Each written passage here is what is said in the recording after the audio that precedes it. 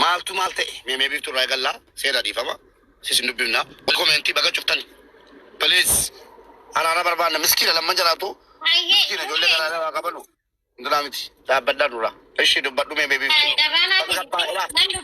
carraasii kenneera garuu waa tokko sitti akkana waan taateef isiin akkana kanaatu taane maal miidhamte erga araaramtanii kaatanii namni isin arga viidiyoon dhufuu danda'a isin qabaachuu dandeessi erga miidham atis miidhami isinis miidhami obbolaadha bakka ol geessan hin qabdanu erga araaramtaniin booda maaltu deeme maaltu uumame kanatti nugi isa tokkoffaa isa kana sitti munan danda'a masarajaa ilmoo isa agarsiisuun barbaada maaliif isa agarsiisuu jettan ayimoon araaramu gastii kana keessa taa'e mijayyoo kana wajjin maaliif mijayyoo kana akkam akka ture beektaa dhugaa baay'ee wal jaalan waan nuge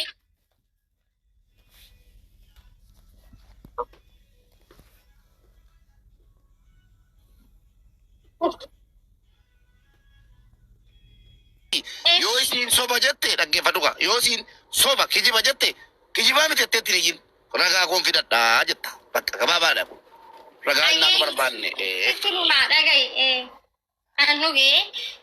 nugee na beeka ergaati nugeetti dabarsitee na kennite guyyaa tokko qorras ta'e aduus ta'e roobas ta'e nugee narra layyaameen beeku amma Itoophiyaa keessaa bahutti na faana ture sinii galee biiftuu nama akkamii yoo taate nugee gadi bahee waa bitachuudha nugee dawalee waama dhugaa dubbannoo ta'e garbeeni gadi bahee meeshaan bitadha miti nugee koo na faana bahin jedha akkasin jedhaaf nugee kootu na faana deemin jedha hin beeka xiggii darasitti na beeka jechuudha ani mijayyoo tana araaramnee turree araara buusne haadha ishii dhiifama gaafadhe yaa seenaa ani badiin balleesse haadha ta'e dhiifaman gaafadhe jedheeni gasti kinoo sagaleen hin jira riikardi sinii fidoo sobate akkanatti gombos jedhee dhiifama ishii gaafadhe adda baane bilooki jala nan baasin ani si bilooki ani garuu waan ati balleessiteef as bilooki ergammoo bilooki sun amma ta'ee tamatti na fudhattee na arrabsite arras sirraa nafa atis narraa fi sin barbaadu nan barbaadine gaarii kiyya yaadi gaarii kee na yaada waan anan irra gee silkii biraatiin na ordofi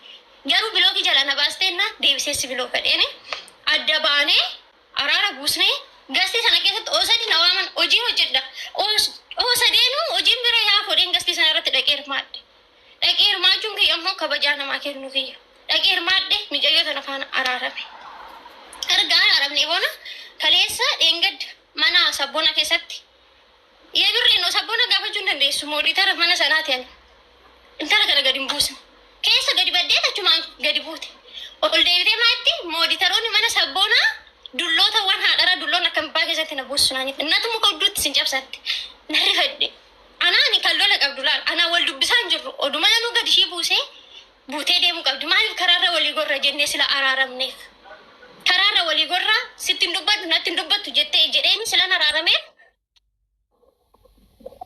karaarra naa goruu qabda jedheeni waliif galle miti gastii sana keessatti ani haadha moodii garaa ta'e eenyoon gastii kanarra gadi na buuse dulloota waan haadhara natu muka udduutti sin cabsa namni tokko na xuxxanitti nuge obse badhaan tan obsee tanan dhumarraa sabboona hin jedhe mooditara keenarraa kaafadhu garuu nama nan arrabsiisin hin jedhe mooditara keenarraa kaafadhu nama nan arrabsiisini tiskoota nan arrabsiisin hin jedhe sissoo akkana jedhe abbaa barbaade haa ta'u nama nan arrabsiisin hin jedhe akkana ennaani adda baasi dubbadhu dhiifama yeroo tokko dhiifama ati dhiifama seenaa dhiifama ati qabadhushi qabadhu yoo sis kaabade barreeffadhu booddee nu deebista afittu dhiifama wajjin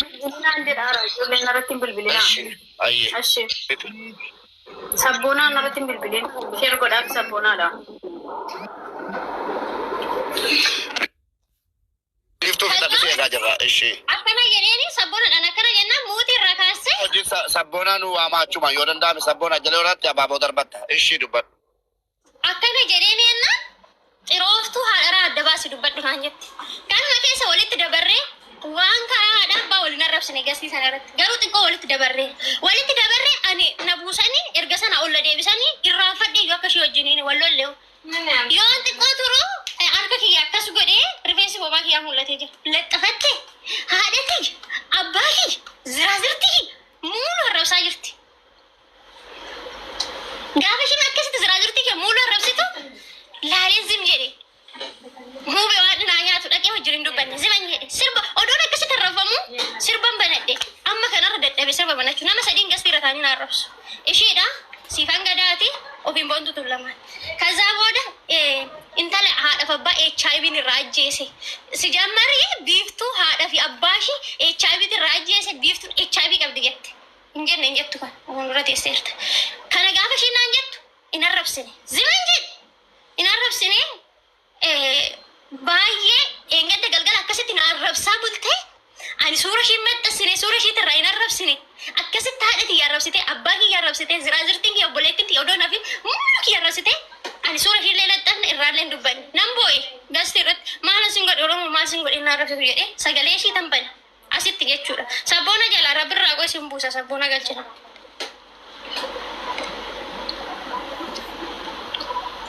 sheemin na qabeera dhiisuudhaafis natti kabbadeera sana booda nan boo'e innaa booda biidiyoon hojjete gaayis annamaa deebisu wallaalee miti sodaadheetii miti garuu ana na arrabsa ani baalageedha ofiifan miidiyaa irra ba'e ofiifan ija miidiyaa ilaalchise maaloo haadha abbaa kiyyarraa dhaabbadha maal sin godhanii boolloo keessatti arrabsitu jedhee tanan kanuman jedheeni kalees mucaa warra sodaa wajjiniin daararraa dhoomsiti ammas ani oggaa kana maalan gochaa jira hojiin hojjechaa jira ganama si jammar hojii malee silkii waan biraatti naan ayyamu abamees argamees hojiin hojjedha ammas xiqqoo yoon turu ana arrabsaa jirti nan dadhabe sana booda nuge nan dadhabe narraa dhoowwaa hin jedheen hundumaadha narraa dhoowwaa na hundumtuu zimnaalaa'edha akkana miti biiduu mashiinaa arrabsite sana fuudhee maxxansee immoo tiiktookii jalatti arras gastii fanattee zanaa ittee teechee be'aas jecha kan hunda jette gocha kan hunda balleessite akka ilmoo dubartii takkaatti itti odoon dhagaame fixixxi jetteetu magastii irra deechee ammas yoon jedhee maarri ishee duraadhaaf abbaa kiyyaa arrabseette araaramni miti isa kaleessa erga sana deebi'uun ishee tuqe masarajaa fiddu angaruu naf fida dhibbaaf dhibba sinii fida kan ishiin naan jette amman sinii tarreessa muulu isaa jechuudha innaa kanaafu kanarratti maaliif akka isheen maatii kiyyaa arrabsitu maaliif akka isheen nama gastii irratti sabasabdee gastii irra teechee na arrabsiistu kanaan hin beeku haadhaaf abbaan kiyya ammoo asitti maal akka ishii godhan maal akka ishii balleessan maal ishiitti akka darban akka nama tokkootti akka ilmaan oromoo tokkootitti naa gaafadha dhugaadhaan haadhaaf abbaan qabu uummanni kun anaaf abbaa nan kabaja wajjin jiraachaa kalas galatoomi kalas gaafanna waan jiru ulfaadhu mi'ootii qabadhu akkuma siin seenaan callistee dhaggeeffataa turte atis mi'ootii qabadhuuti waa tokko hin dubbatin yoo siin waan barbaadde jette amma sin tunnetti waa tokko hin dubbatin sin tuttu sinuu kabaja keenya qabdi illee yaanna dhageessaniittu ummatu waan jiru dhageessaniittu amma waan jiru biiftuudha arga dhageenye meemee seenaa ati immoo maal irratti eegalame dubbiin keessan erga araaramtani ayyeesh carraanaa kennu keessaniif galatoomaa jalqabamatti uummanni oromoo namni 5,600 argamtan kuni hojii keessan dhiistanii yookaan nuuf dhiphattanii yookaan immoo baqa oromummaa keessaniif dhiphattanii yookaan nutti gadditanii wanti isin quuqeyyuu isin quuqeeti kan asitti argamtanii yoon isin gaddisiise raadhee biiftuullee yoon gaddisiise raadhee jalqaba irratti dhiifama isin gaafadheen haasaa kiyya eegaluu barbaadaa jechuudha. Maallaafi gaafa dubbatamu namni gaafa waan tokko dhagahu akka waan badii qabuutitti nama sanarraa amma nama sanarraa ragaa argatutti haga nama sanarraa himattee nama sana dhaga'utti akka namni sun balleessitti waan itti qabamuu fi namni itti qabamtanii jirtan jalqaba irratti dhiifama isiniin jechuu barbaada. Lammaffaa irratti immoo biiftuun jechuun obboleettii koodha dhugaa baay'een jaaladha. Akka kana miti. Sadarkaa kanaanis walgeenye jedhee hin yaadne. Kan sadarkaa kanaan akka walgeenyu godhes isheedhuma mataa isheedha.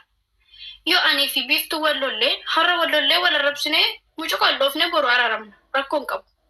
Garuu maatii namaa manatti maatii namaa arrabsuun sirrii miti. Maatii namaa bira gahuun maaltu fide? Hani biiftuu akka nama haadha fi abbaa hin qabne akka obboleettii koo tokkotti nuufti qaba akka nama haadha fi abbaa hin qabne toon taane dhugaa baqa hedduu tokko na guggubdee nama irratti baay'ee jaaladha rabban yeroo namni ishee arrabsaa turetti nama ishee arrabsisan galabbatee arrabsaa ture viidiyoo kiyya jaalallee hin jira dhugaa rabbi irratti yeroo ishee irratti gurguranii yeroo ishee viizaa feekitti kennamee du'anni airportii keessa deebitutti illee nama ishee waliin bu'aatee turedhaan. Dhugaa rabbii viidiyoon kiyya hin jira ragaan hin jira jechuudha yoo isheen nama nu didde nama akka kanatti turreedha. Walillee arginee maatii kiyyallee ishee barsiisara. Mana kiyyallee dhufteetti mana maatii koo dhufteetti haadha fi abbaa koo obboleewwan koo argitee wal bartee galteetti. Hani biiftuu wallollee nama sadarkaa kana hundaa wal ga'u hin qabnu turre. Kun ta'uu isaatti baay'ee tokkoon gaddaa uumaa gochuun hin danda'amu. Nu lamaanuu balleessinee irra ta'uu danda'a. Tarii badii kiyyarraan tarii badii ishirraan ta'uu danda'a. Nu ilaaltu jechuudha. Hani biiftuuni gaafa wal arrabsinu biiftuun laayivii banattee waan haasoftu hin beektu. Biiftuun gisee haasoftu namni issee korma tokkosh issee gaafa jedhuun gaafa jajjabeessu waan ishiin harrabsaa jirtuuf gaafa jajjabeessan miira sana hin beektu ishee jettee taasofti. Garuu immoo gaafa isheen tuqamte gaafa namni deebisheedhaaf deebise immoo nama dhukkuba. Maaliif gatii ammas irra deebi'ee gatii ishiin akkana taateef jechuun barbaadu siniif gala jedhee tan yaada jechuudha. Bakka aniif biiftuun itti wal dabarru. Anis ikkoo biiftuun gaafa gadditu kana sababa kiyyaa yoo ta'u imimmaantu na qaba. Rabbi haga kana biiftuu gaddisiise kana haga kana ishii gaddisiise haga kana gochisu kanneessa ishirratti raawwadhe kana ishii boochisee ofii adeemsee of quqquqa jechuudha. Innaa gaafa narrabsitu haadhi fi abbaan kee viidiyootu jira hin sobde yoo jettan ragaatu jira. Intala haadha kee meeshaa goojjamtu guyyuutti dhufee ulfeessee dhalche naan jette. Deema dhaqee haadhaaf abbaa kee barandaa wanta ofii isheeti qabduun na arrabsite ilaalaa jiru. Deebisi dhaqiitii haadhaaf abbaa kee barandaa irraa kaasee haadhaaf abbaan kee barandaa jiraatu naan jette. Intala meeshaa ilmaan meeshaan dhalche jettee na arrabsite. Biiftuun kun hin beektu daa'imummaa qabdi erga taate abbaan kee haadhi kee goojjame dhufee meeshaan ulfeessee akkamitti jetti jechuun qabdu turte. Gaafa kana maatii kiyya bira ga'e viidiyoo sun jechuudha. Gaafa maatii kiyya bira gahu ijoolleen maal godhanii suura kiyya itti laxxafaniit suura biiftuu itti laxxafaniit akkuma ishiin haasofte sanatti waraabaniit poosti godhan. Tiktookii maatiin kiyya hunduun fayyadamu haadha kootiin ala abbaan koo buliiwwan koo hundumtuun fayyadamu. Gaafa kana gaafa arganii maatiin kiyyaa mucattiin kun kan kaleessa mana keenya dhufte sana miti situ fidee dhufeemi heessa ishee warra ishee heessa maatii ishee nutti miin qorannaa hin gaafanna waan akkana nu arrabsite. Bakka homaan jenneen hin beeku ani hin jedheen. Isheen maatiin qabdu akkana hin jenneen. Alakki ani hin beeku. Miidiyaa irratti wal barree hiriyaa wal godhanne malee akkas miti hin jedheen. Dhugaa rabbi jechuudha. Maalidhaaf ananii maatiin kees baay'ee natti gadde. Dhugaa dubbachuudhaa fi laayivii na dhorkanii ture yeroo sana. Situ nu arrabsiisa. Situ mana keenya nama nuyi maalummaa isaan beenne eenyummaa isaan beenne mana keenya fiddee dhufte hara deebistee nu arrabsiista. Maatiin wanta kana bira wanti kun maatii bira ga'u jechuun baay'ee ulfaata jiru. Akkuma har'a maatii ishee boolloo keessatti arrabsite jettanii quuqqamtan kana anis kun maatii kooti walitti bu'een jira. Maatiin kun natti qabamee jira sababa isheetiin jechuudha. Gaafa kana ijoolleen hani arrabsuuf kaananii simchi dhinaan jira. Hundi ijoollee jechuudha. Hijjamaraan isheen gwaddanyaalha. Gwaddanyyaa ishee deebisee gwaddanyyaa kiyya. Jira nu gadduu deeman dhiisi. Biiftuun ikkoo reefu dhufte hojjetattu. Isheen xiqqoo sirra sammuu hin qabdu. Sirra xiqqoo ati xiqqoo isheerra sammuu ishee bilchaataadha. Sammuun kee bilchaataadha. Xiqqoo ati isheerra guddoodha. Zimjee bakka sinjee dhukkama baga siin jette naan jedhan. Okay dheetanan araaramaa jedhan.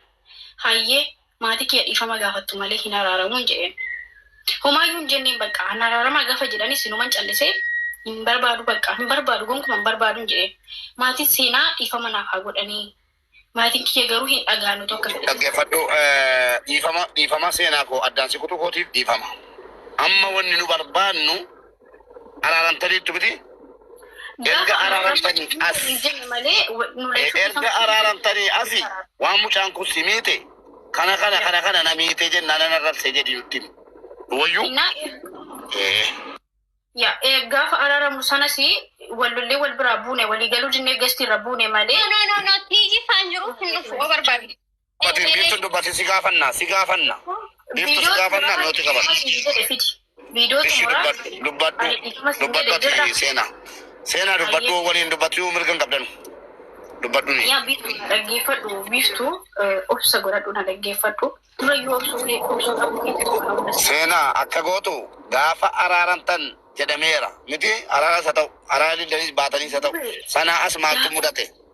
Sanaa asii gasti bala